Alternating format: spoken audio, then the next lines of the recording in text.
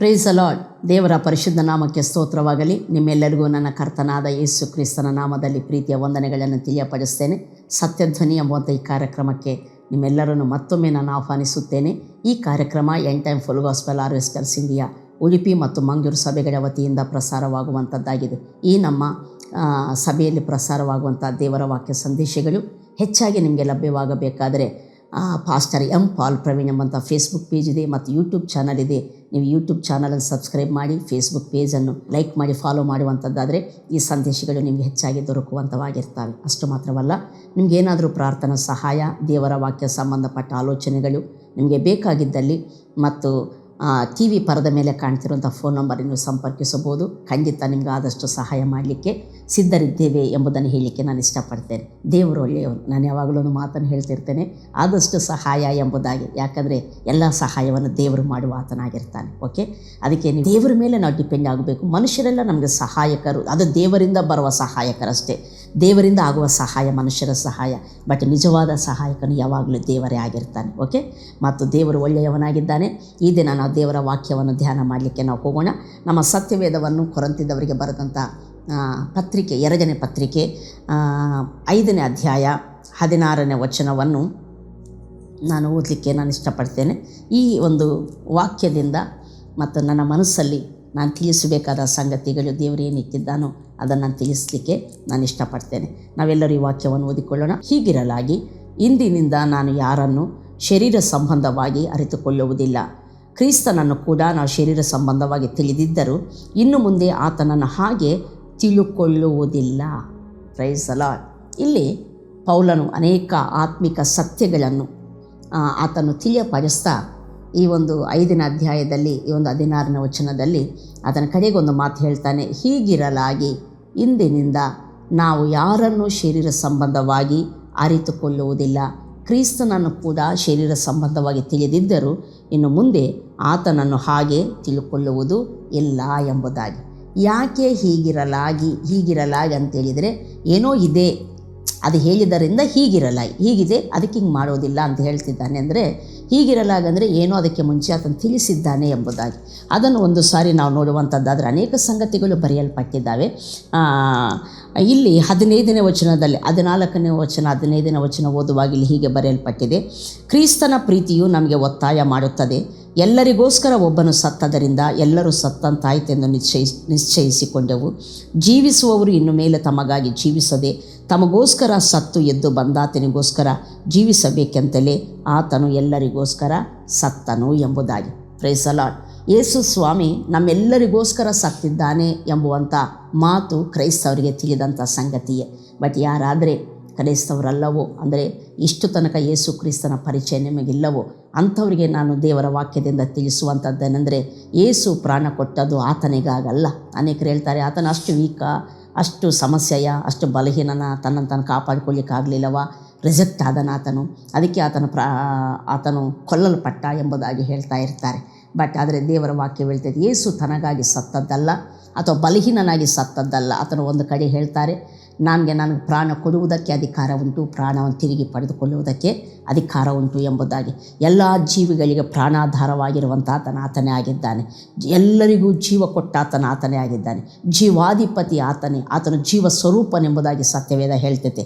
ಆತನು ಹೇಗೆ ಜೀವಾಧಿಪತಿ, ಹೇಗೆ ಜೀವ ಸ್ವರೂಪನೆಂಬುದಾಗಿ ಪ್ರೂವ್ ಮಾಡ್ಬೋದು ಅಂದರೆ, ಆತನು ಸತ್ತಾಗ 3ನೇ ದಿವಸ ಆದ ನಂತರ ಆತನು ಮೃತ್ಯುಂಜಯನಾಗಿ ಎದ್ದು ಬಂದ ಎಂಬುದಾಗಿ ದೇವರ ವಾಕ್ಯ ಹೇಳ್ತೈತೆ. ಮರಣವು ಆತನನ್ನು ಹಿಡಿದಿಡಲು ಅಸಾಧ್ಯವಾಗಿತ್ತು ಎಂಬುದಾಗಿ. ಮರಣ ಆತನು ಇಟ್ಕೊಳ್ಬೇಕಂದ್ರೂ ಸಹ ಆತನು ಹೇಳಿದ 3 ದಿವಸ ನಂತರ ಮರಣವು ಆತನು ಹಿಡಿದುಕೊಳ್ಳಿಕ್ಕೆ ಅಸಾಧ್ಯವಾಗಿತ್ತಂತೆ. ಮರಣವನ್ನು ಛೇದಿಸಿಕೊಂಡು ಮರಣವನ್ನು ಜಯಿಸಿ ಆತನು ಎದ್ದು ಬಂದಿದ್ದಾನೆ ಎಂಬುದಾಗಿ. ಆತನು ಜೀವಾಧಿಪತಿ ಆದದರಿಂದ ಮರಣವನ್ನು ಜಯಿಸಿ ಬಂದಂಥ ಆತನಾಗಿದ್ದಾನೆ. ಆದದರಿಂದ ಯಾರೂ ಆತನನ್ನು ಕೊಲ್ಲಿಕ್ಕೆ ಆತನ ಅಪ್ಪಣೆ ಇಲ್ಲದೆ ಸಾಧ್ಯನೇ ಇಲ್ಲ. Price the lord. ಅಥವಾ ಆತನ ತನಗಾಗಿ ಸತ್ತ ಆತನ ಅಲ್ಲ. ದೇವರ ವಾಕ್ಯ ಹೇಳ್ತೈತೆ, ಆತನು ಎಲ್ಲರಿಗೋಸ್ಕರ ಸತ್ತನು ಎಂಬುದಾಗಿ. ಮಾನವನು ಪಾಪ ಮಾಡಿ ಪಾಪಕ್ಕೆ ಗುಲಾಮನಾಗಿ ಪಾಪದ ದೆಸೆಯಿಂದ ಪಾಪದ ಮೂಲಕ ಬಂದಂಥ ಮರಣದ ಭಯದ ದೆಸೆಯಿಂದ ಜೀವಮಾನವೆಲ್ಲ ದಾಸತ್ವದಲ್ಲಿ ಮತ್ತು ಇರುವಂಥ ಮನುಷ್ಯನನ್ನು ಆ ದಾಸತ್ವದಿಂದ ಬಿಡುಗಡೆ ಮಾಡುವುದಕ್ಕಾಗಿ, ಸೈತಾನನ ದೊರೆತನದಿಂದ ಬಿಡುಗಡೆ ಮಾಡುವುದಕ್ಕಾಗಿ, ಪಾಪದ ಆಳ್ವಿಕೆಯಿಂದ ಬಿಡುಗಡೆ ಮಾಡುವುದಕ್ಕಾಗಿ ಯೇಸು ಅಂದರೆ ದೇವರೇ ಮನುಷ್ಯರಾಗಿ ಬಂದಂತಹ ಯೇಸು ಆತನು ಮತ್ತು ಎಲ್ಲರಿಗೋಸ್ಕರ ತನ್ನ ಪ್ರಾಣವನ್ನು ಕೊಟ್ಟನು ಎಂಬ ನಮ್ಮ ಬಿಡುಗಡೆಗಾಗಿ ಆತನು ಸತ್ತನು ಎಂಬುದಾಗಿ ಸತ್ಯವೇದ ಹೇಳುವಂಥದ್ದಾಗಿದೆ. ಎಲ್ಲರಿಗೋಸ್ಕರ ಆತನು ಸತ್ತದರಿಂದ ಎಲ್ಲರೂ ಸತ್ತಂತಾಯಿತೆಂದು ನಿಶ್ಚಯಿಸಿಕೊಳ್ಳಿ. ಇದು ಸತ್ಯವೇದ ಹೇಳುವಂಥ ಮಹತ್ತರವಾದಂಥ ಒಂದು ಸತ್ಯವಾಗಿರ್ತದೆ. ಎಲ್ಲರಿಗೋಸ್ಕರ ಆತನು ಸತ್ತದರಿಂದ ಎಲ್ಲರೂ ಸತ್ತಂತ, ಆತನು ಎಲ್ಲರಿಗೋಸ್ಕರ ಸತ್ತಿದ್ದಾನೆಂದರೆ ನಾವು ಸಹ ಸತ್ತಂತೆ ಆಯಿತು ಎಂಬುದಾಗಿ. ನಾವು ಸತ್ತದ್ದು ಪಾಪದ ಪಾಲಿಗೆ, ನಾವು ಆತನೊಂದಿಗೆ ಎದ್ದು ಬಂದದ್ದು ದೇವರ ಪಾಲಿಗೆ, ದೇವರ ವಿಷಯದಲ್ಲಿ ನಾವು ಬ್ರತಿಕಿದೆವು ಎಂಬುದಾಗಿ 15ನೇ ವಚನ ಹೇಳ್ತೈತೆ, ಬದುಕಿರುವವರು ಅಥವಾ ಈಗ ಕ್ರಿಸ್ತನೊಂದಿಗೆ ಸತ್ತು ಎದ್ದು ಬಂದ ಕ್ರಿಸ್ತನಲ್ಲಿ ನಂಬಿಕೆ ಇಟ್ಟಂಥ ನಾವುಗಳಂತೆ ಇನ್ನು ನಮಗೋಸ್ಕರ ಜೀವಿಸದೆ ನಮಗೋಸ್ಕರ ಸತ್ತು ಎದ್ದು ಬಂದ ಆತನಿಗೋಸ್ಕರ ಜೀವಿಸಬೇಕೆಂತಲೇ ಆತನು ಎಲ್ಲರಿಗೋಸ್ಕರ ಸತ್ತನು ಎಂಬುದಾಗಿ. ಯೇಸು ಯಾಕೆ ಸತ್ತಿದ್ದಾನೆ ಅಂದರೆ ಪಾಪದಿಂದ ಬಿಡುಗಡೆ ಮಾಡಲಿಕ್ಕೆ ಸತ್ತಿದ್ದಾನೆ. ಅಷ್ಟು ಮಾತ್ರವಲ್ಲ, ಪಾಪದಿಂದ ಬಿಡುಗಡೆ ಹೊಂದಿರುವಂಥ ನಾವುಗಳು ಆತನಲ್ಲಿಟ್ಟಂಥ ನಂಬಿಕೆಯ ಮೂಲಕ ಪಾಪದಿಂದ ಬಿಡುಗಡೆ ಹೊಂದಿರುವಂಥ ನಾವುಗಳು ದೇವರಿಗಾಗಿ ಅಥವಾ ಕ್ರಿಸ್ತನಿಗಾಗಿ ಜೀವಿಸಬೇಕೆಂತಲೇ ಆತನು ಸತ್ತನು ಎಂಬುದಾಗಿ. ಈಗ ಕ್ರಿಸ್ತನಿಗೋಸ್ಕರ ಜೀವಿಸುವಂಥದ್ದಂದರೆ ಹೇಗೆ? ಎಲ್ಲರಿಗೂ ಸಹ ಇದೊಂದು ಆಸೆ, ಎಲ್ಲರಿಗೂ ಸಹ ಇದೊಂದು ಒಂದು ಆಸಕ್ತಿ. ಯಾರಾದರೂ ಯೇಸು ಸ್ವಾಮಿ ನಂಬಿರ್ತಾರೋ ಅವರಲ್ಲಿ ಅನೇಕ ಸಾರಿ ಬರುವಂಥ ಒಂದು ಸಂಗತಿ ಏನಂದರೆ, ನಾನು ದೇವರಿಗಾಗಿ ಬ್ರತಕಬೇಕು, ನಾನು ಯೇಸು ಸ್ವಾಮಿಗಾಗಿ ಬ್ರತಕಬೇಕು, ದೇವರಿಗಾಗಿ ಜೀವಿಸಬೇಕು ಅಂತ ಹೇಳುವಂಥ ಒಂದು ಸಂಗತಿ ಪ್ರತಿಯೊಬ್ಬರಲ್ಲಿ ಇದ್ದೇ ಇರುವಂಥದ್ದಾಗಿರ್ತೈತೆ. ಈವನ್ ದೇವರ ಸೇವಕರು ಸಹ ತಮ್ಮ ಸಭೆಯವರನ್ನು, ವಿಶ್ವಾಸಿಗಳನ್ನು ನೀವು ದೇವರಿಗಾಗಿ ಜೀವಿಸಬೇಕು ಎಂಬುದಾಗಿ ಪ್ರೋತ್ಸಾಹಪಡಿಸ್ತಾ ಇರುವಂಥವರಾಗಿರ್ತಾರೆ. ಈಗ ನಾವು ತಿಳಿಯೋಣ, ಇಲ್ಲಿ ಸಹ ದೇವರ ವಾಕ್ಯ ಹೇಳ್ತೈತೆ, ಇನ್ನೂ ಜೀವಿಸುವವರು ಅಂದರೆ ರಕ್ಷಣೆ ಯಾರು ಹೊಂದಿದ್ದಾರೋ, ಯಾರಾದರೆ ಪಾಪದ ಪಾಲಿಗೆ ಸತ್ತು ದೇವರ ವಿಷಯದಲ್ಲಿ ಬದುಕಿದವರಾಗಿದ್ದಾರೋ ಅವರಂತೆ ಇನ್ನು ಮೇಲೆ ತಮಗಾಗಿ ಜೀವಿಸದೆ ತಮಗಾಗಿ ಎದ್ದು ಬಂದ ಆತನಿಗೋಸ್ಕರ ಜೀವಿಸಬೇಕೆಂಬುದಾಗಿ ಆತನು ಸತ್ತ ಎಂಬುದಾಗಿ. ನೋಡಿ, ಯೇಸುಸ್ವಾಮಿ ಸತ್ತದ್ದು ಬರೀ ನಾವು ಪಾಪದಿಂದ ಬಿಡುಗಡೆ ಹೊಂದಲಿಕ್ಕೆ ಮಾತ್ರವಲ್ಲ, ಆತನಿಗಾಗಿ ಜೀವಿಸಬೇಕಂತಲೇ ಆತನು ಸತ್ತಿದ್ದಾನೆ ಎಂಬುದಾಗಿ. ಈಗಾಗಲೇ ಹೇಳಿದ ಆತನಿಗಾಗಿ ಜೀವಿಸಬೇಕನ್ನುವಂಥದ್ದು ಎಲ್ಲ ವಿಶ್ವಾಸಿಗಳ ಒಂದು ತಪನ ಅಥವಾ ಆಸೆ ಎಂಬುದಾಗಿ. ನಾವು ಅದಕ್ಕಾಗಿಯೇ ಮತ್ತು ಸೇವೆಯಲ್ಲಿ ಅನೇಕರನ್ನು ಪ್ರೋತ್ಸಾಹಪಡಿಸ್ತಾ ಇರ್ತೇವೆ, ದೇವರಿಗಾಗಿ ಬ್ರತಕಬೇಕು ನೀವು ಎಂಬುದಾಗಿ. ಆದರೆ ದೇವರಿಗಾಗಿ ಬ್ರತಕಿದರೆ ಎಲ್ಲ ಆಶೀರ್ವಾದಗಳೇ ದೊರೆಯುತ್ತೆ ಎಂಬುದಾಗಿ ನಾವೆಲ್ಲರೂ ತಿಳಿದಂಥ ಸಂಗತಿಯಾಗಿದೆ. ಬಟ್ ದೇವರಿಗಾಗಿ ಬದುಕೋದು ಹೇಗೆ, ದೇವರಿಗಾಗಿ ಬ್ರತಕೋದು ಹೇಗೆ ಎಂಬುದಾಗಿ ಅನೇಕ ಸಂಗತಿಗಳು ಬರ್ತವೆ. ತಪ್ಪದೆ ಚರ್ಚಿಗೆ ಹೋಗೋದರಿಂದ ದೇವರಿಗಾಗಿ ಬದುಕ್ಬೋದು, ಅಥವಾ ಪರಿಶುದ್ಧ ಜೀವನ ಮಾಡುವುದರಿಂದ ದೇವರಿಗಾಗಿ ಬದುಕಿದಂಗೆ ಆಗ್ತೈತೆ, ಪ್ರಾರ್ಥನೆಗಳು ತುಂಬ ಮಾಡ್ತಾ ಇರೋದರಿಂದ ದೇವರಿಗಾಗಿ ಬದುಕಿದಂಗೆ ಆಗ್ತೈತೆ, ವಾಕ್ಯವನ್ನು ಯಾವಾಗಲೂ ಓದುವಾಗ ದೇವರಿಗಾಗಿ ಬದುಕಿದಂಗೆ ಆಗ್ತೈತೆ. ಇದೆಲ್ಲ ಮಾಡಿದರೆ ದೇವರಿಗಾಗಿ ಬದುಕಿದಂಗೆ ಎಂಬುದಾಗಿ ನಾವು ಅಂದುಕೊಳ್ತೇವೆ. ನಿಜ, ದೇವರ ವಾಕ್ಯವನ್ನು ಎಡಬಿಡದೆ ಓದುವಂಥದ್ದು, ಪ್ರಾರ್ಥನೆಗಳನ್ನು ಎಡಬಿಡದೆ ಮಾಡುವಂಥದ್ದು, ಸಭೆಗೆ ತಪ್ಪದೆ ಹಾಜರಾಗುವಂಥದ್ದು, ದೇವರ ವಾಕ್ಯ ಸಂದೇಶಗಳನ್ನು ಕೇಳ್ತಾ ಇರುವಂಥದ್ದು, ಇವೆಲ್ಲ ಮತ್ತು ದೇವರ ವಾಕ್ಯಕ್ಕೆ ವಿಧೇಯರಾಗಿ ಜೀವಿಸುವಂಥದ್ದು, ಇವೆಲ್ಲವೂ ಸಹ ನಾವು ದೇವರಿಗಾಗಿ ಬದುಕುವುದಕ್ಕೆ ಸಹಾಯ ಮಾಡುವಂಥವಾಗಿರ್ತವೆ. ಇದನ್ನು ಅರ್ಥ ಮಾಡಿಕೊಳ್ಬೇಕು. ದೇವರಿಗಾಗಿ ಬದುಕುವುದಕ್ಕೆ ಸಹಾಯ ಮಾಡುವಂಥವಾಗಿರ್ತವೆ, ಬಟ್ ಅದುವೇ ದೇವರಿಗಾಗಿ ಬದುಕುವಂಥದ್ದು ಅಲ್ಲ. Price the lord. ಅದೇ ದೇವರಿಗಾಗಿ ಬದುಕುವಂಥದ್ದು ಅಲ್ಲ. ಆದ್ದರಿಂದ ದೇವರಿಗಾಗಿ ಬದುಕುವುದಕ್ಕೆ, ದೇವರಿಗಾಗಿ ಜೀವಿಸುವುದಕ್ಕೆ ನಮಗೆ ಸಹಾಯ ದೊರೆಯುವಂಥದ್ದಾಗಿರ್ತದೆ. ಹಾಗಾದರೆ ದೇವರಿಗಾಗಿ ಜೀವಿಸುವಂಥದ್ದಾದರೆ ಅದು ಏನು ಅಂತ ನಾವು ನೋಡುವಂಥದ್ದಾದರೆ, ಪೌಲನು 16ನೇ ವಚನದಲ್ಲಿ ಸ್ಪಷ್ಟವಾಗಿ ಆತನು ಹೇಳ್ತಾನೆ, ನಾವು ಹೀಗಿರಲಾಗಿ ನಾನು ಇನ್ನು ಮುಂದೆ ಯಾರನ್ನು ಶರೀರ ಸಂಬಂಧವಾಗಿ ಅರ್ಥಕೊಳ್ಳುವುದಿಲ್ಲ, ಈವನ್ ಕ್ರಿಸ್ತನನ್ನು ಕೂಡ ಆತನ ಶರೀರ ಸಂಬಂಧವಾಗಿ ತಿಳಿದಿದ್ದರೂ ಇನ್ನು ಮುಂದೆ ಹಾಗೆ ತಿಳ್ಕೊಳ್ಳುವುದಿಲ್ಲ ಎಂಬುದಾಗಿ. ಇಲ್ಲಿ ನಮಗೊಂದು ಕ್ಲೂ ಸಿಗ್ತೈತೆ, ದೇವರಿಗಾಗಿ ಬದುಕುವಂಥದ್ದಂದರೆ ಏನು ಎಂಬುದಾಗಿ. ಯಾವಾಗಾದರೆ ನಾವು ಯೇಸು ಸ್ವಾಮಿ ನಂಬುತ್ತೇವೋ, ನಾವು ಪಾಪದಿಂದ ಬಿಡುಗಡೆ ಹೊಂದಿದ್ದೆವು, ಅಂದರೆ ಪಾಪದಿಂದ ಬಿಡುಗಡೆ ಹೊಂದ ಪಾಪದಲ್ಲಿ ನಮ್ಮನ್ನು ಇರಿಸುವಂಥದ್ದು, ದೇವರಿಗೆ ದೂರವಾಗಿ ನಮ್ಮನ್ನು ನಗಿಸುವಂಥದ್ದು, ದೇವರಿಗೆ ಅವಿಧೇಯರಾಗಿ ನಾವು ಜೀವಿಸುವಂತೆ ಮಾಡುವಂಥದ್ದು, ದೇವರಿಗೆ ಒಳಗಾಗದಂತೆ ನಮ್ಮನ್ನು ಮಾಡುವಂಥದ್ದು, ಅದು ಯಾವುದಂದರೆ ಶರೀರ ಸಂಬಂಧವಾದ ಜೀವನ ಎಂಬುವಂಥದ್ದನ್ನು ನಾವು ಅರ್ಥ ಮಾಡಿಕೊಳ್ಬೇಕು. ರೋಮ ಪತ್ರಿಕೆ 8ನೇ ಅಧ್ಯಾಯ 7ನೇ ವಚನದಲ್ಲಿ ನಾವು ನೋಡುವಂಥದ್ದಾದರೆ ಒಂದು ಅದ್ಭುತವಾದಂಥ ಸಂಗತಿ ಅಲ್ಲಿ ಬರೆಯಲ್ಪಟ್ಟಿರುವಂಥದ್ದಾಗಿದೆ. ನಾವು ನೋಡೋಣ. ಯಾಕಂದರೆ ಶರೀರ ಭಾವವು ಗಳ ಮೇಲೆ ಮನಸ್ಸಿಡುವುದು ದೇವರಿಗೆ ಶತ್ರುತ್ವವು. ಅಂಥ ಮನಸ್ಸು ದೇವರ ನಿಯಮಕ್ಕೆ ಒಳಪಡುವುದೂ ಇಲ್ಲ, ಒಳಪಡುವುದಕ್ಕೆ ಆಗುವುದೂ ಇಲ್ಲ. ಶರೀರ ಭಾವಾಧೀನರು ದೇವರಿಗೆ ಮೆಚ್ಚುಗೆಯಾಗಿರಲಾರರು. ದೇವರಿಗೆ ಶತ್ರುಗಳನ್ನಾಗಿ ಮಾಡುವಂಥದ್ದು, ದೇವರಿಗೆ ಒಳಗಾಗದ ಹಾಗೆ ನಮ್ಮನ್ನು ನಡೆಸುವಂಥದ್ದು, ದೇವರಿಗೆ ಮೆಚ್ಚುಗೆಯಾಗದ ರೀತಿಯಲ್ಲಿ ನಾವು ಜೀವಿಸುವಂತೆ ಮಾಡುವಂಥದ್ದು ಶರೀರ ಭಾವ ಎಂಬುದಾಗಿ. ಶರೀರ ಭಾವ ಎಂಬುದಾಗಿ. Praise the lord. ಆದ್ದರಿಂದ ಶರೀರ ಭಾವದಿಂದ ದೇವರು ನಮ್ಮನ್ನು ಬಿಡುಗಡೆ ಮಾಡಿದ್ದಾನೆ. Praise the lord. ಪಾಪದ ಪಾಲಿಗೆ ನಾವು ಸತ್ತಿದ್ದೇವೆಂದರೆ ಪಾಪದಲ್ಲಿ ನಾವು ಜೀವಿಸುವಂತೆ ಮಾಡುವಂಥದ್ದು ಶರೀರ ಭಾವ ಎಂಬುದಾಗಿ. ಒಬ್ಬ ವ್ಯಕ್ತಿ ಶರೀರವನ್ನು ಅನುಸರಿಸಿ ಜೀವಿಸುವಂಥದ್ದು ಅದುವೇ ಪಾಪ. ಅದು ದೇವರಿಗೆ ನಮ್ಮನ್ನು ದೂರ ಮಾಡುವಂಥದ್ದಾಗಿದೆ, ದೇವರಿಗೆ ಶತ್ರುಗಳಾಗಿ ಮಾಡುವಂಥದ್ದಾಗಿದೆ, ದೇವರಿಗೆ ಒಳಗಾಗದ ಹಾಗೆ ಮಾಡುವಂಥದ್ದಾಗಿದೆ, ದೇವರಿಗೆ ಮೆಚ್ಚುಗೆಯಾಗಿರಲಿಕ್ಕೆ ಅಸಾಧ್ಯವಾಗಿ ಮಾಡುವಂಥದ್ದಾಗಿದೆ ಶರೀರವನ್ನು ಅನುಸರಿಸಿ ಜೀವಿಸುವಂಥ ಜೀವನ. ಹಲ್ಲೆಲೂಯಾ.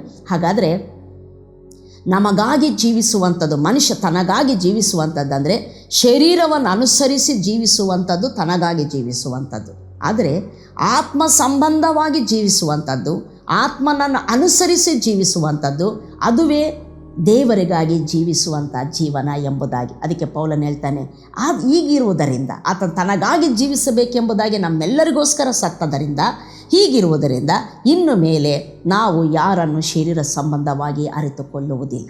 ಶರೀರ ಸಂಬಂಧವಾಗಿ ಈವನ್ ಯೇಸುವನ್ನು ಸಹ, ಕ್ರಿಸ್ತನನ್ನು ಸಹ ಶರೀರ ಸಂಬಂಧವಾಗಿ ತಿಳಿದಿದ್ದರು, ಹಾಗೆಯೇ ನಾವಿನ್ನು ಮೇಲೆ ತಿಳ್ಕೊಳ್ಳುವುದಿಲ್ಲ ಎಂಬುದಾಗಿ. Praise the lord. ನಾವು ನೋಡ್ತೇವೆ, ನಾವು ದೇಹದಲ್ಲಿ, ನಾವು ಶರೀರದಲ್ಲಿ ನಾವು ಜೀವಿಸ್ತಾ ಇದ್ದೇವೆ. ಕಣ್ಣಿಗೆ ಕಾಣುವಂಥ ಮತ್ತು ಲೋಕದಲ್ಲಿ ನಾವು ಜೀವಿಸುವವರಾಗಿದ್ದೇವೆ. ಬಟ್ ಅನೇಕವಾದ ಕಣ್ಣಿಗೆ ಕಾಣುವ ಸಂಗತಿಗಳ ಮಧ್ಯದಲ್ಲಿ ನಾವು ಹಾದು ಹೋಗುವವರಾಗಿದ್ದೇವೆ. ಈ ಲೋಕದಲ್ಲಿ ಇದ್ದರೂ ಸಹ ಲೋಕಾನುಸಾರವಾಗಿ ಯುದ್ಧ ಮಾಡುವವರಲ್ಲ ಎಂಬುದಾಗಿ ಸತ್ಯವೇದ ಹೇಳ್ತೇವೆ. Praise the lord. ಇದನ್ನು ನಾವು ಅರ್ಥ ಮಾಡಿಕೊಳ್ಬೇಕು. ಈ ಲೋಕದಲ್ಲಿ ನಾವಿದ್ದೇವೆ, ಈ ಲೋಕದಿಂದ ದೇವರು ನಮ್ಮನ್ನು ಪ್ರತ್ಯೇಕ ಮಾಡಿದ್ದಾನೆ. ಯಾಕಂದರೆ ಲೋಕದಲ್ಲಿ ನಾವಿರಬೇಕು, ಬಟ್ ಆದರೆ ಲೋಕವನ್ನು ಅನುಸರಿಸಬಾರದು, ಲೋಕ ಸಂಬಂಧಿಗಳಾಗಿ ನಾವಿರಬಾರದು, ಲೋಕವನ್ನು ಅನುಸರಿಸಬಾರದೆಂಬುದಾಗಿ ದೇವರು ಲೋಕದಿಂದ ನಮ್ಮನ್ನು ಪ್ರತ್ಯೇಕ ಮಾಡಿದ್ದಾನೆ. ಯಾಕಂದರೆ ಲೋಕವನ್ನು ಅನುಸರಿಸುವಂಥದ್ದು ಅಂದರೂ, ಶರೀರವನ್ನು ಅನುಸರಿಸುವಂಥದ್ದಂದರೂ ಅದು ಒಂದೇ ಆಗಿರುವಂಥದ್ದಾಗಿದೆ.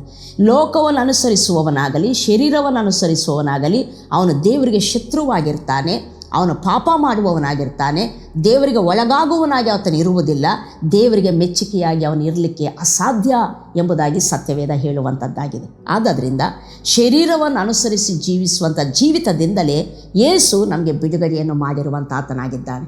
ಅದನ್ನು ರೋಮಪತ್ರಿಕೆ 8ನೇ ಅಧ್ಯಾಯ 3ನೇ ವಚನ ಬಹಳ ಸ್ಪಷ್ಟವಾಗಿ ಹೇಳುವಂಥದ್ದಾಗಿರ್ತದೆ. ಈ ಸಂಗತಿಗಳನ್ನು ನಾವು ಅರ್ಥ ಮಾಡಿಕೊಳ್ಳುವಂಥದ್ದಾದರೆ ದೈವಿಕವಾದ ಜೀವನ ಬಹಳ ಮತ್ತು ಆಶೀರ್ವಾದಕರವಾಗಿರ್ತೈತೆ, ಬಹಳ ಸುಲಭವಾಗಿ ಸಹ ಇರುವಂಥದ್ದಾಗಿರ್ತದೆ. ಒಂದು ಸಾರಿ ನಾವು ನೋಡೋಣ. ರೋಮಪತ್ರಿಕೆ 8ನೇ ಅಧ್ಯಾಯ 3ನೇ ವಚನ ಹೀಗೆ ಬರೆಯಲ್ಪಟ್ಟಿದೆ: ಧರ್ಮಶಾಸ್ತ್ರವು ನಮ್ಮ ಶರೀರಾಧೀನ ಸ್ವಭಾವದ ನಿಮಿತ್ತ ನಿರ್ಬಲವಾಗಿ ಯಾವ ಕೆಲಸವನ್ನು ಮಾಡಲಾರದೆ ಇತ್ತೋ ಅದನ್ನು ದೇವರೇ ಮಾಡಿದನು. ಏನೆಂದರೆ ಆತನು ಪಾಪ ನಿವಾರಣೆಗಾಗಿ ತನ್ನ ಮಗನನ್ನು ಪಾಪಾಧೀನವಾದ ನರಭಾವದ ರೂಪದಲ್ಲಿ ಕಳಿಸಿಕೊಟ್ಟು ನರಭಾವದಲ್ಲಿಯೇ ಪಾಪಕ್ಕೆ ಮರಣ ದಂಡನೆಯನ್ನು ವಿಧಿಸಿದನು. ನರಭಾವದಲ್ಲಿಯೇ ಪಾಪಕ್ಕೆ ಮರಣ ದಂಡನೆಯನ್ನು ವಿಧಿಸಿದನು. ಮನುಷ್ಯನಿಗೆ ಮೊಟ್ಟ ಮೊದಲಾಗಿ ಧರ್ಮಶಾಸ್ತ್ರ ಕೊಡಲ್ಪಟ್ಟಿತು. ಇಸ್ರಾಯೇಲರಲ್ಲಿ ನೋಡುವಂಥದ್ದಾದರೆ ಅವರು ದೇವರಿಗಾಗಿ ಜೀವಿಸುವಂತೆ ಧರ್ಮಶಾಸ್ತ್ರ ಕೊಡಲ್ಪಟ್ಟಿತು. ಬಟ್ ಧರ್ಮಶಾಸ್ತ್ರವಂತೆ ಮನುಷ್ಯನಿಗೆ ದೇವರಿಗಾಗಿ ಜೀವಿಸಲಿಕ್ಕೆ ಯಾವ ಸಹಾಯ ಮಾಡಲಿಲ್ಲ. ಕಾರಣವೇನೆಂದರೆ ಮನುಷ್ಯನ ಅಧೀನ ಸ್ವಭಾವದ ನಿಮಿತ್ತ, ಶರೀರಾಧೀನದ ಭಾವದ ನಿಮಿತ್ತ ಎಂಬುದಾಗಿ ಇಲ್ಲಿ ಕರೆಕ್ಟಾಗಿ ಬರೆಯಲ್ಪಟ್ಟಿದೆ. ಧರ್ಮಶಾಸ್ತ್ರವು ನಮ್ಮ ಶರೀರಾಧೀನ ಸ್ವಭಾವದ ನಿಮಿತ್ತ, ಅಂದರೆ ನಾವು ಶರೀರಕ್ಕೆ ಅಧೀನವಾದ ಸ್ವಭಾವವು ನಮ್ಮಲ್ಲಿ ಇರುವುದರಿಂದ ಧರ್ಮಶಾಸ್ತ್ರವು ಮತ್ತು ಏನು ಮಾಡಲಿಕ್ಕಾಗಲಿಲ್ಲಂತೆ, ಯಾವ ಕೆಲಸವನ್ನು ಮಾಡಬೇಕಾಗಿತ್ತು ಅದು ಮಾಡಲಾರದೆ ಹೋಯಿತು, ಅದು ನಿರ್ಬಲವಾಯಿತು ಎಂಬುದಾಗಿ. ನಮ್ಮನ್ನು ದೇವರ ಹತ್ರ ಸೇರಿಸಬೇಕಿತ್ತು, ದೇವರ ಮಕ್ಕಳಾಗಿ ಜೀವಿಸುವಂತೆ ಮಾಡಬೇಕಾಗಿತ್ತು. ಬಟ್ ಆದರೆ ನಮ್ಮ ಶರೀರ ಭಾವದ ನಿಮಿತ್ತ ಧರ್ಮಶಾಸ್ತ್ರ ನಿರ್ಬಲವಾಗಿ ತಾನು ಮಾಡಬೇಕಾದ ಕೆಲಸವನ್ನು ಮಾಡದೇ ಹೋಯಿತು ಎಂಬುದಾಗಿ. Praise the lord. ಈಗ ಧರ್ಮಶಾಸ್ತ್ರವನ್ನು ನಿರ್ಬಲ ಮಾಡಿದ್ದು, ಆಜ್ಞೆಯನ್ನು ನಿರ್ಬಲ ಮಾಡಿದ್ದು ಯಾವುದಂದರೆ ನಮ್ಮ ಶರೀರಾಧೀನ ಸ್ವಭಾವ ಎಂಬುದಾಗಿ.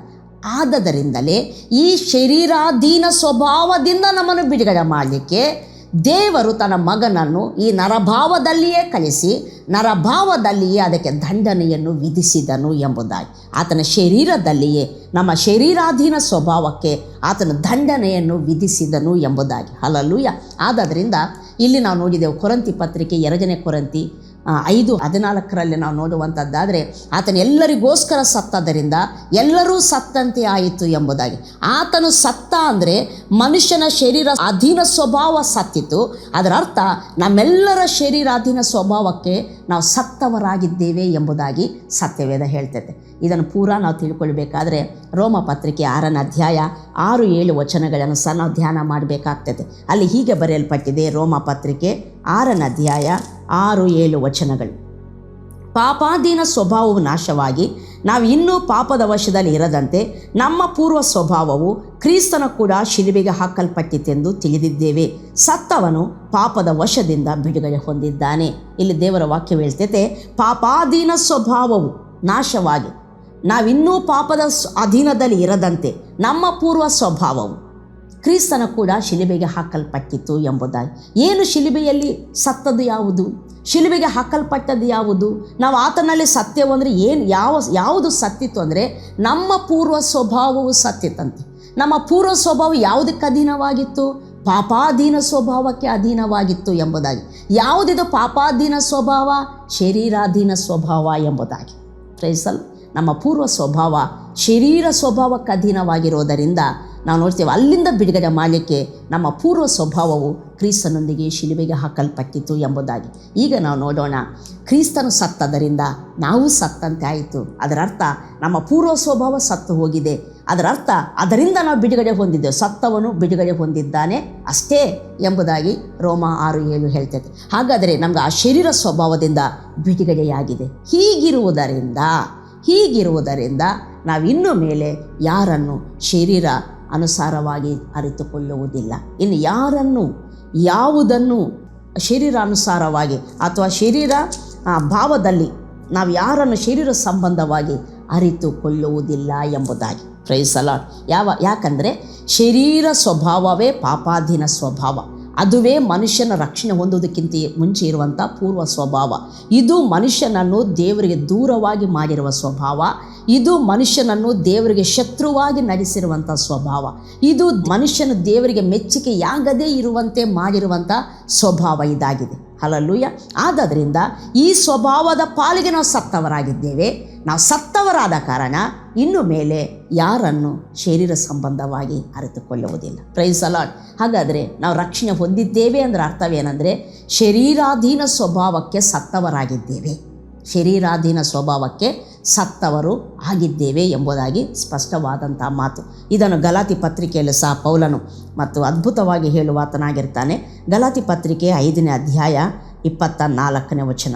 ಕ್ರಿಸ್ತ ಯೇಸುವಿನವರು ತಮ್ಮ ಶರೀರ ಭಾವವನ್ನು ಅದರ ವಿಷಯಾಭಿಲಾಷೆ ಸ್ವೇಚ್ಛಾಭಿಲಾಷೆ ಸಹಿತ ಶಿಲುಬೆಗೆ ಹಾಕುವವರಲ್ಲ, ಆಲ್ರೆಡಿ ಹಾಕಿದವರು ಎಂಬುದಾಗಿ ಸತ್ಯವೇದ ಹೇಳುವಂಥದ್ದಾಗಿದೆ. ಯೇಸು ಕ್ರಿಸ್ತನವರು ಯಾರು? ಕ್ರಿಸ್ತನಲ್ಲಿ ನಂಬಿಕಿಟ್ಟವರು. ಆದರೆ ಇವರು ಏನಾಗಿದ್ದಾರೆ? ಇವರು ಕ್ರಿಸ್ತನೊಂದಿಗೆ ಸತ್ತಿದ್ದಾರೆ, ಕ್ರಿಸ್ತನೊಂದಿಗೆ ಶಿಲುಬೆಗೆ ಹಾಕಲ್ಪಟ್ಟಿದ್ದಾರೆ. ಇದು ಸತ್ಯವೇದ ಹೇಳುವಂಥ ಸತ್ಯವಾಗಿದೆ, ಹೊಸ ಒಡಂಬಡಿಕೆ ಹೇಳುವಂಥ ಸತ್ಯ. ಇಲ್ಲಿ ಹೇಳ್ತತೆ, ಕ್ರಿಸ್ತ ಯೇಸುವಿನವರು ತಮ್ಮ ಶರೀರಾಧೀನ ಸ್ವಭಾವವನ್ನು ಅದರ ವಿಷಯಾಭಿಲಾಷೆ ಸ್ವೇಚ್ಛಾಭಿಲಾಷೆ ಸಹಿತ ಶಿಲುಬೆಗೆ ಹಾಕಿದವರು. ಅಂದರೆ ಯೇಸುವನ್ನು ಯಾರು ನಂಬಿದ್ದಾರೋ ನಮ್ಮ ಶರೀರಾಧೀನ ಸ್ವಭಾವವು ಶಿಲುಬೆಗೆ ಹಾಕಲ್ಪಟ್ಟಿತು ಎಂಬುದಾಗಿ ಸತ್ಯವೇದ ಹೇಳುವಂಥದ್ದಾಗಿದೆ. ಅದಕ್ಕೆ ನಾವಿನ್ನೆಷ್ಟು ಮಾತ್ರಕ್ಕೂ ಅಧೀನರಲ್ಲ, ಶರೀರ ಸ್ವಭಾವದ ಪ್ರಕಾರ ನಾವು ನಡೆಯುವವರಲ್ಲ, ಶರೀರ ಸ್ವಭಾವದ ಅಧೀನದಲ್ಲಿ ನಾವಿರುವವರಲ್ಲ. ನಾವು ದೇವರಿಗೆ ಫಲವಾಗುವುದಕ್ಕಾಗಿ ಮತ್ತು ನಾವು ಕ್ರಿಸ್ತನಲ್ಲಿ ನಂಬಿಕಿಟ್ಟವರಾಗಿದ್ದೇವೆ. ಹೀಗೆ ಇರುವುದರಿಂದ ನಮ್ಮ ಶರೀರಾಧೀನ ಸ್ವಭಾವ ಕ್ರಿಸ್ತನೊಂದಿಗೆ ಶಿಲುಬೆಗೆ ಹಾಕಲ್ಪಟ್ಟದರಿಂದ ಇನ್ನು ಮುಂದೆ ಯಾರನ್ನು ಶರೀರಾನುಸಾರವಾಗಿ ಅಥವಾ ಶರೀರ ಸಂಬಂಧವಾಗಿ ಅರಿತುಕೊಳ್ಳುವುದಿಲ್ಲ. Price the lord. ಇದರ ಅರ್ಥ ಯಾವುದನ್ನು ಸಹ ಶರೀರ ಸಂಬಂಧವಾಗಿ ನಾನು ನೋಡುವುದಿಲ್ಲ, ನಾನು ತಿಳುಕೊಳ್ಳುವುದಿಲ್ಲ, ನಾನು ಅರಿಯುವುದಿಲ್ಲ ಎಂಬುದಾಗಿ. ಇನ್ನು ಮುಂದೆ ನಾನು ಯಾರನ್ನು ಶರೀರ ಸಂಬಂಧವಾಗಿ ಇದು ನಾವು ಅರ್ಥ ಮಾಡಿಕೊಂಡ್ರೆ, ಪಾಪ ಅಂದರೆ ಶರೀರಾಧೀನ ಸ್ವಭಾವ ಅರ್ಥ ಮಾಡ್ಕೊಳ್ಳಿ. ಯಾಕಂದರೆ ಶರೀರಾಧೀನ ಸ್ವಭಾವ ದೇವರಿಂದ ನಮ್ಮನ್ನು ದೂರ ಮಾಡ್ತದೆ. ದೇವರಿಗೆ ಶತ್ರುಗಳನ್ನಾಗಿ ಮಾಡ್ತದೆ, ದೇವರಿಗೆ ಮೆಚ್ಚುಗೆ ಆಗದವರನ್ನಾಗಿ, ಇಷ್ಟ ಇಲ್ಲದವರನ್ನಾಗಿ ನಮ್ಮನ್ನು ಮಾಡ್ತದೆ, ದೇವರಿಗೆ ಒಳಗಾಗಲಿಕ್ಕೆ ಆಗದ ರೀತಿಯಲ್ಲಿ, ಅಸಾಧ್ಯವಾದ ರೀತಿಯಲ್ಲಿ ಮನುಷ್ಯನನ್ನು ಇರಿಸುವಂಥದ್ದು, ಬಲಹೀನನನ್ನಾಗಿ ಮಾಡುವಂಥದ್ದಾಗಿರ್ತದೆ. ಆದ್ದರಿಂದ ಈ ಶರೀರ ಸ್ವಭಾವದಿಂದ ನಮ್ಮನ್ನು ಬಿಡುಗಡೆ ಮಾಡಲಿಕ್ಕೆ ಯೇಸು ಸತ್ತಿದ್ದಾನೆ. ಆತನೊಂದಿಗೆ ನಾವು ಸತ್ತಿದ್ದೇವೆ. ಅದರ ಅರ್ಥ ನಮ್ಮ ಶರೀರಾಧೀನ ಸ್ವಭಾವ ಸತ್ತು ಹೋಗಿದೆ ಎಂಬುದಾಗಿ ಸ್ಪಷ್ಟವಾಗಿ ದೇವರ ವಾಕ್ಯ ಹೇಳುವಂಥದ್ದಾಗಿದೆ. ಆದ್ದರಿಂದ ನಾವು ಶರೀರಾಧೀನ ಸ್ವಭಾವ ಶಿಲುಬೆಗೆ ಹಾಕಲ್ಪಟ್ಟಿದೆ. ನಾವು ಆ ಶರೀರಾಧೀನ ಸ್ವಭಾವದಿಂದ ಬಿಡುಗಡೆಯನ್ನು ಹೊಂದಿದವರಾಗಿದ್ದೇವೆ. ಈಗ ನಾವು ದೇವರಿಗಾಗಿ ಜೀವಿಸುವುದಕ್ಕಾಗಿ ಕ್ರಿಸ್ತನೊಂದಿಗೆ ಎಬ್ಬಿಸಲ್ಪಟ್ಟವರಾಗಿದ್ದೇವೆ. ಆದ್ದರಿಂದ ಇನ್ನು ಮುಂದೆ ನಾವು ಯಾರನ್ನು ಶರೀರ ಸಂಬಂಧವಾಗಿ ಅರಿತುಕೊಳ್ಳುವುದಿಲ್ಲ. ಹಾಗಾದರೆ ಹೇಗೆ ಅರಿತುಕೊಳ್ಳೋಣ?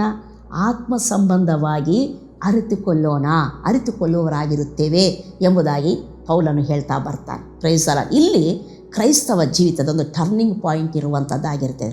ಇಲ್ಲಿ ನಮ್ಮ ಜಯ ಜೀವಿತ ಪ್ರಾರಂಭವಾಗುವಂಥದ್ದಾಗಿರ್ತದೆ. ಇಲ್ಲಿ ಒಂದು ದೈವಿಕವಾದ ಪಾಲುಗಾರಿಕೆಯನ್ನು ನಾವು ಅನುಭವಿಸಲಿಕ್ಕೆ ಪ್ರಾರಂಭಿಸುವಂಥವರಾಗಿರ್ತೇವೆ. ಪ್ರೈಸಲ. ಆದ್ದರಿಂದ ಈ ಪಾಪ ಅಂದುಕೊಂಡು ಏನೋ ಪಾಪ, ಯಾವುದೋ ಪಾಪ ಅಂದುಕೊಂಡು ನಾವು ಹೋಗುವಂಥದ್ದಾದರೆ ಯಾವತ್ತೂ ಸಾಧನೆ ಜಯಿಸಲಿಕ್ಕೆ ಆಗೋದಿಲ್ಲ. ನಾವು ತಿಳ್ಕೊಳ್ಬೇಕು, ಶರೀರ ಸ್ವಭಾವದಿಂದ ನಾವು ಬಿಡುಗಡೆ ಹೊಂದಿದ್ದೇವೆ. ಆದ್ದರಿಂದ ನಾವಿನ್ನು ದೇವರಿಗಾಗಿ ಜೀವಿಸುವುದಕ್ಕಾಗಿ ಎಬ್ಬಿಸಲ್ಪಟ್ಟಿದ್ದೇವೆ. ದೇವರಿಗಾಗಿ ಜೀವಿಸುವಂಥದ್ದಂದರೆ ಆತ್ಮ ಸಂಬಂಧವಾಗಿ ಜೀವಿಸುವಂಥದ್ದಾಗಿದೆ. ಅಂದರೆ ಎಲ್ಲವನ್ನು ಆತ್ಮ ಸಂಬಂಧವಾಗಿ ಅರಿತುಕೊಳ್ಳುವುದರಿಂದ ಆತ್ಮ ಸಂಬಂಧವಾದ ಜೀವನ ಪ್ರಾರಂಭವಾಗುವಂಥದ್ದಾಗಿರ್ತದೆ. ಇಲ್ಲಿ ಶರೀರ ಸಂಬಂಧವಾಗಿ ಅರಿತುಕೊಳ್ಳುವುದಿಲ್ಲ ಅಂದರೆ ಅಲ್ಲಿ ಪೌಲನೊಂದು ಉದಾಹರಣೆಯನ್ನು ಸಹ ಹೇಳ್ತಾನೆ. ಅದೇನೆಂದರೆ ನಾವು ಕ್ರಿಸ್ತನನ್ನು ಕೂಡ ಶರೀರ ಸಂಬಂಧವಾಗಿ ಅರಿತಿದ್ದರೂ ಇನ್ನು ಮುಂದೆ ಹಾಗೆ ನಾವು ತಿಳ್ಕೊಳ್ಳುವುದಿಲ್ಲ ಎಂಬುದಾಗಿ. ಅಂದರೆ ಯೇಸುವನ್ನು ಶರೀರ ಸಂಬಂಧವಾಗಿ ಅರಿತಿರೋದಂದರೆ ಹೇಗೆ? ಮರಿಯಳ ಯೋಸೇಫನ ಮಗ, ಬಡಗಿಯ ಮಗ, ಅವರ ಅಕ್ಕ ತಂಗಿಯವರು ನಮ್ಮ ಮಧ್ಯದಲ್ಲಿದ್ದಾರೆ. ಈ ರೀತಿ ಆತನನ್ನು ಒಂದು ಶರೀರ ಸಂಬಂಧವಾಗಿ ಆತನ ನೋಡುವಂಥದ್ದಾದರೆ ಈತನಿಗೆ ಯಹೂದ್ಯರೆಲ್ಲ ಆತನ ಹೇಳಿದರು, ನೀನು ಹೇಗೆ ದೇವಕುಮಾರನಾಗ್ತೀಯಾ? ನಿನ್ನ ತಂದೆ ತಾಯಿ ನಮ್ಮ ಮಧ್ಯದಲ್ಲಿಲ್ಲವ? ನಿನ್ನ ಅಕ್ಕ ತಂಗಿಯವರು ನಮ್ಮ ಮಧ್ಯದಲ್ಲಿಲ್ಲವ? ನೀನು ಹೇಗೆ ನಾನು ದೇವಕುಮಾರನಂತ ನೀನು ದೇವರಿಗೆ ಸರಿ ಸಮಾನ ಮಾಡ್ಕೊಳ್ತೀಯಾ ಎಂಬುದಾಗಿ ಆತನನ್ನು ಬಹಳವಾಗಿ ವಿರೋಧಿಸಲಿಕ್ಕೆ ಪ್ರಾರಂಭಿಸಿದರು. ಯಾರ್ಯಾರು ಆತನನ್ನು ಬರೀ ಯೋಸೇಫನ ಮರಿಯಳ ಮಗ, ಅವನು ಒಂದು ಮಧ್ಯ ಪಾಲಸ್ತೀನದಲ್ಲಿ ಹುಟ್ಟಿರುವಂಥ ಒಬ್ಬ ವ್ಯಕ್ತಿ, ಆತನು ಬರೀ ಮನುಷ್ಯ ಎಂಬುದಾಗಿ ಮನುಷ್ಯ ಸಂಬಂಧವಾಗಿ ಆತನನ್ನು ನೋಡಿದರೋ, ಶರೀರ ಸಂಬಂಧವಾಗಿ ಆತನನ್ನು ತಿಳ್ಕೊಂಡರೋ, ಅವರೆಲ್ಲರೂ ಆತನನ್ನು ರಕ್ಷಕನಾಗಿ ಸ್ವೀಕರಿಸುವುದರಲ್ಲಿ ತಿರಸ್ಕರಿಸಿದರು.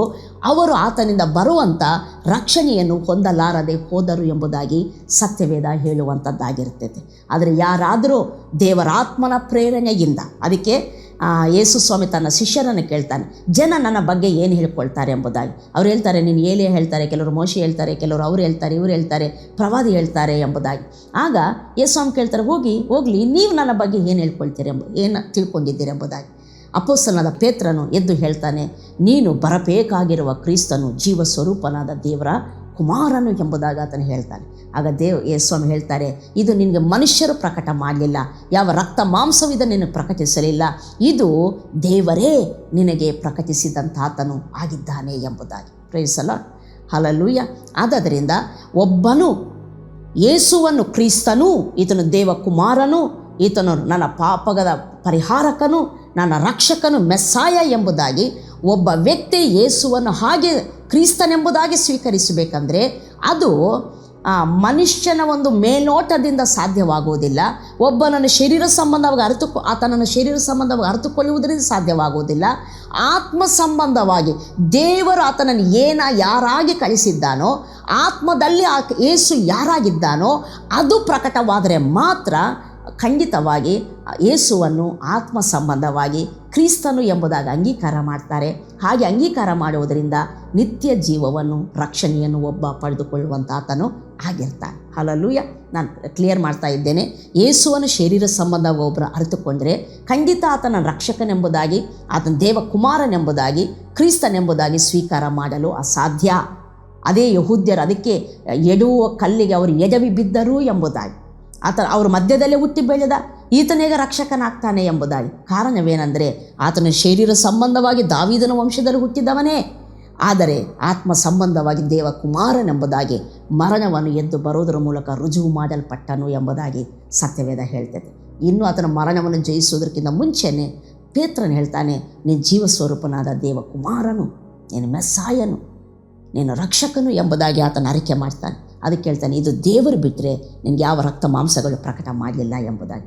ದೇವರು ಪ್ರಕಟ ಮಾಡಿದ್ದನ್ನು ನಂಬಬೇಕಂದ್ರೆ ಆತ್ಮ ಸಂಬಂಧವಾಗಿ ನಂಬುವಾಗ ಮಾತ್ರ ದೇವರ ಪ್ರಕಟಣೆಗಳನ್ನು, ಮೇಲ್ನೋಟಕ್ಕೆ ಅದು ಸಿಗುವುದಿಲ್ಲ, ಶರೀರ ಸಂಬಂಧವಾಗಿ ಅದು ದೊರೆಯುವುದಿಲ್ಲ.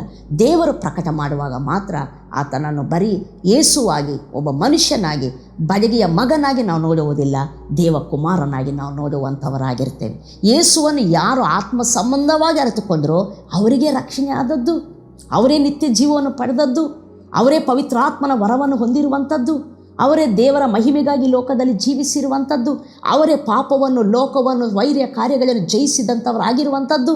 Price the lord. ಆದ್ದರಿಂದ ಯೇಸುವನ್ನು ಶರೀರ ಸಂಬಂಧವಾಗಿ ಅರಿತುಕೊಂಡ ರಕ್ಷಣೆ ಆಗಲಿಲ್ಲ, ಆತ್ಮ ಸಂಬಂಧವಾಗಿ ಆತನು ದೇವಕುಮಾರನಾಗಿದ್ದ. ಹಾಗೆ ತಿಳಿದವರೇ ರಕ್ಷಣೆಯನ್ನು ಹೊಂದಿದವರಾಗಿದ್ದಾರೆ. ಇಲ್ಲಿಗೆ ಮುಗಿಯಲಿಲ್ಲ. ಯೇಸುವನ್ನು ನಾವು ಆತ್ಮ ಸಂಬಂಧವಾಗಿ ತಿಳ್ಕೊಂಡ ಹಾಗೆ ಎಲ್ಲರನ್ನೂ ಸಹ ಆತ್ಮ ಸಂಬಂಧವಾಗಿ, ಆತ್ಮನ ದೃಷ್ಟಿಯಿಂದ, ದೇವರ ವಾಕ್ಯ ಹೇಳುವ ಸತ್ಯದ ಪ್ರಕಾರ ಕ್ರಿಸ್ತನಲ್ಲಿ ಎಲ್ಲ ಸಂಗತಿಗಳು ಏನಾಗಿದ್ದಾವೋ, ಮೇಲ್ನೋಟಕ್ಕಲ್ಲ, ಈ ಕಣ್ಣಿಗೆ ಕಾಣುವಂಥ ರೀತಿಯಲ್ಲ, ಕ್ರಿಸ್ತನಲ್ಲಿ ಎಲ್ಲವೂ ಏನಾಗಿದ್ದಾವೋ ಅದನ್ನು ದೇವರ ವಾಕ್ಯ ಹೇಳ್ತೈತೆ. ಅದನ್ನು ನಾವು ಆತ್ಮನ ಮೂಲಕ ಹಾಗೆ ತಿಳ್ಕೊಳ್ಳುವಂಥದ್ದಾದರೆ ನಾವು ಖಂಡಿತವಾಗಿ ನಾವು ಎಲ್ಲದರ ಮೇಲೆ ಜಯ ಜೀವಿತವನ್ನು ನಾವು ಅನುಭವಿಸುವಂಥವರಾಗಿರ್ತೇವೆ. ಮುಂದಿನ ದಿನಗಳಲ್ಲಿ ಈ ಸಂದೇಶ ಅಂದರೆ ಈ ಒಂದು ಸಂದೇಶಗಳು ಮತ್ತು ಮುಂದುವರಿಯುವಂಥವಾಗಿರ್ತವೆ. ಇಲ್ಲಿಗೆ ನಾನು ಮುಗಿಸ್ತೇನೆ. ನಾವು ಪ್ರಾರ್ಥನೆ ಮಾಡಿಕೊಳ್ಳೋಣ. ಒಂದು ಸಂಗತಿ ಸ್ಪಷ್ಟ, ನಾವು ರಕ್ಷಣೆ ಹೊಂದಿದ್ದೇವೆಂದರೆ ಶರೀರ ಸಂಬಂಧ ಜೀವಿತದಿಂದ ಬಿಡುಗಡೆ ಹೊಂದಿದ್ದೇವೆ. ಎಲ್ಲರನ್ನು ಆತ್ಮ ಸಂಬಂಧವಾಗಿ ನೋಡುವುದಕ್ಕೆ ನಾವು ದೇವರು ಕ್ರಿಸ್ತನೊಂದಿಗೆ ನಾವು ಬ್ರತಿಗೆ ಬಂದವರಾಗಿ ಎಬ್ಬಿಸಲ್ಪಟ್ಟವರಾಗಿದ್ದೇವೆ. ಯಾವಾಗಾದರೂ ನಾವು ಆತ್ಮ ಸಂಬಂಧವಾಗಿ ಎಲ್ಲವನ್ನೂ ನೋಡ್ತೇವೋ, ದೇವರ ವಾಕ್ಯ ಹೇಳುವ ಪ್ರಕಾರವೇ ಎಲ್ಲರನ್ನೂ ನಾವು ತಿಳ್ಕೊಳ್ತೇವೋ, ಅದು ನಮ್ಮ ಜಯ ಜೀವಿತ ಪ್ರಾರಂಭಕ್ಕೆ ಕಾರಣವಾಗಿರ್ತೈತೆ. ಅದುವೇ ನಮ್ಮ ಜಯ ಜೀವಿತವೂ ಆಗಿರ್ತೈತೆ ಎಂಬುದು ಸ್ಪಷ್ಟ. ಅದಕ್ಕೆ ಪೌಲನು ತೀರ್ಮಾನ ಮಾಡ್ತಾನೆ, ಇನ್ನು ಮುಂದೆ ಯಾರನ್ನು ಶರೀರ ಸಂಬಂಧವಾಗಿ ತಿಳ್ಕೊಳ್ಳುವುದಿಲ್ಲ. ನಾವು ಸಹ ರಕ್ಷಣೆ ಹೊಂದಿರುವ ನಾವು ಪ್ರತಿಯೊಬ್ಬರೂ ತೀರ್ಮಾನ ಮಾಡಬೇಕು, ಯಾರನ್ನು ನಾನು ಶರೀರ ಸಂಬಂಧವಾಗಿ ತಿಳ್ಕೊಳ್ಳುವುದಿಲ್ಲ. ಎಲ್ಲರನ್ನು ಕ್ರಿಸ್ತನಲ್ಲಿ ಆತ್ಮ ಸಂಬಂಧವಾಗಿ ವಾಕ್ಯ ಹೇಳುವ ಪ್ರಕಾರವೇ ನಾನು ತಿಳ್ಕೊಳ್ತೇನೆ ಎಂಬುದಾಗಿ ನಾವು ತೀರ್ಮಾನ ಮಾಡುವಂಥದ್ದಾದರೆ ಉನ್ನತವಾದ ಜೀವಿತವನ್ನು ನಾವು ಅನುಭವಿಸುವಂಥವರಾಗಿರ್ತೀವಿ. ಪ್ರಾರ್ಥನೆ ಮಾಡಿಕೊಳ್ಳ. ಪ್ರೀತಿಯುಳ್ಳ ಪರಲೋಕದ ತಂದೆ ದೇವರೇ, ಯೇಸು ಕ್ರಿಸ್ತನ ನಾಮದಲ್ಲಿ ನಿಮಗೆ ಸ್ತುತಿ ಸ್ತೋತ್ರಗಳನ್ನು ಸಲ್ಲಿಸುತ್ತೇವೆ ಸ್ವಾಮಿ. ಪವಿತ್ರಾತ್ಮನೇ, ಎಲ್ಲ ಮನುಷ್ಯರಿಗೂ ನಿನ್ನ ಸತ್ಯಗಳನ್ನು ಪ್ರಕಟಪಡಿಸುವಂಥ ಆತನೇ, ನಮ್ಮನ್ನು ಜಯ ಜೀವಿತದಲ್ಲಿ ನಡೆಸುವಂಥ ಆತನೇ ಸ್ತೋತ್ರ ಸ್ವಾಮಿ. ಕರ್ತನೆ, ನಾವು ಕ್ರಿಸ್ತನಲ್ಲಿ ನಂಬಿಕಿಟ್ಟಂಥ ನಾವು ನಮ್ಮ ಶರೀರಾಧೀನ ಸ್ವಭಾವಕ್ಕೆ ನಾವು ಸತ್ತವರಾಗಿದ್ದೇವೆ ಸ್ವಾಮಿ. ಆತ್ಮ ಸಂಬಂಧವಾದ ಜೀವಿತಕ್ಕೆ, ಆತ್ಮಾನುಸಾರವಾದಂಥ ಜೀವಿತಕ್ಕೆ ನಾವು ಎಬ್ಬಿಸಲ್ಪಟ್ಟವರಾಗಿದ್ದೇವೆ. ಆದ್ದರಿಂದ ಇನ್ನು ಮುಂದೆ ಯಾವುದನ್ನು ಶರೀರ ಸಂಬಂಧವಾಗಿ ಅರಿತುಕೊಳ್ಳದೆ ಆತ್ಮ ಸಂಬಂಧವಾಗಿ ಅರಿತುಕೊಳ್ಳುವಂಥ ಒಂದು ತೀರ್ಮಾನ ಎಲ್ಲ ಕರ್ತನೆ ಕ್ರಿಸ್ತನಲ್ಲಿ ನಂಬಿಕಿಟ್ಟಂಥ ಪ್ರಿಯರಿಗೆ ದೊರೆಯಲಿ ಎಂಬುದಾಗಿ, ಆ ತೀರ್ಮಾನ ಎಲ್ಲರಲ್ಲಿ ಉಂಟಾಗಲಿ ಎಂಬುದಾಗಿ, ಈ ತಿಳುವಳಿಕೆ ಉಂಟಾಗಲಿ ಎಂಬುದಾಗಿ ನಾನು ಪ್ರಾರ್ಥಿಸ್ತೇನೆ ಸ್ವಾಮಿ. ಅಪಾರವಾದ ಅತಿಶಯವಾದ ಎಲ್ಲರ ಮೇಲಿರುವಂಥ ನಿನ್ನ ಕೃಪೆಗಾಗಿ ಸ್ತೋತ್ರ ಮಾಡ್ತಾ, ನಿನ್ನ ಕಾರ್ಯಗಳನ್ನು ಸಾಧಿಸುವುದಕ್ಕಾಗಿ ವಂದನೆಗಳನ್ನು ತಿಳಿಸ್ತಾ ಯೇಸು ನಾಮದಲ್ಲಿ ಪ್ರಾರ್ಥಿಸಿ ಬೇಡಿ ಹೊಂದಿದ್ದೇವೆ ಪ್ರೀತಿಯುಳ್ಳ ಪರಲೋಕದ ತಂದೆ.